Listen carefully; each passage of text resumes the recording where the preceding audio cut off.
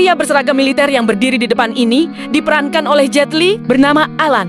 Ia adalah pengawal elit militer kelas tertinggi. Dari namanya saja sudah jelas, dia bukan orang sembarangan. Uang sebanyak apapun tak akan mudah untuk menyewanya. Belum lama ini, saat orang pejabat menjamu tamu asing di kolam renang, pembunuh tak dikenal tiba-tiba melancarkan serangan. Para pengawal langsung sigap mengangkat handuk, melompat ke kolam, menutup tubuh sang pejabat, lalu berpencar mengawal evakuasi. Namun sekelompok wartawan mendadak menyerbu dan menghalangi jalan. Di detik genting itu, sebuah tangan bersenjata memaksa para wartawan mundur. Alan melangkah maju, melindungi pejabat di belakangnya, dan membalas serangan dengan tenang dan presisi. Dialah pengawal terkuat yang dijuluki tak terkalahkan. Kekuatan Alan bukan hanya pada bela diri dan profesionalisme tingkat tinggi, tetapi pada tekadnya melindungi klien dengan taruhan nyawa. Ia telah melalui banyak pertempuran, penuh luka, namun selalu menyelesaikan misi dengan sempurna. Suatu hari, ia menerima tugas baru, melindungi Michelle, pacar konglomerat kaya Hong Kong. Michelle tanpa sengaja menyaksikan pembunuhan. Dua saksi lain sudah meninggal karena kecelakaan yang disengaja. Ia menjadi satu-satunya saksi yang tersisa. Bahkan saat hendak mandi,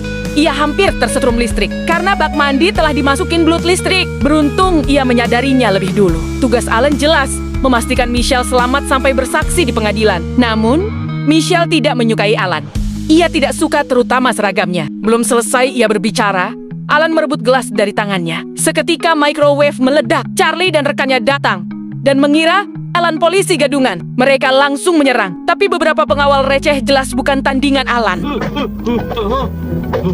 Baru setelah pengasuh menyalahkan Billy karena memasukkan kaleng ke microwave, kesalahpahaman pun berakhir. Hal pertama yang dilakukan Alan setelah itu adalah memulangkan semua pengawal. Ia bahkan ingin menyingkirkan Charlie dan rekannya. Alan segera meningkatkan seluruh sistem keamanan rumah Michelle. Kamera dipasang, titik rawan diamankan. Michelle merasa hidupnya dikekang. Ia mengunci diri menolak kerjasama. Ia melarang Michelle berdiri di dekat jendela, membatasi penggunaan lampu, bahkan mengganti perlengkapan mandi dengan miliknya sendiri. Michelle marah besar dan menghancurkan kamera dengan wajan. Alan hanya menyerahkan alarm. Keesokan pagi Charlie memamerkan keahlian lemparan target tapi papan terlepas. Namun Alan sekali lempar, langsung menancapkannya dengan sempurna. Charlie tetap gengsi dan menggerutu. Sebagai saksi utama, Michelle pergi bekerja di bawah pengawalan ketat. Charlie mengemudi mobil Michelle sebagai umpan di depan. Alan mengikuti dengan mobil biasa. Sebuah motor tiba-tiba mendekat. Charlie pura-pura tenang sambil menggenggam pistol. Ternyata motor itu hanya lewat begitu saja. Di sekolah, Alan langsung mengajukan cuti untuk Michelle tanpa izin. Michelle marah dan mengadu pada pacarnya Song.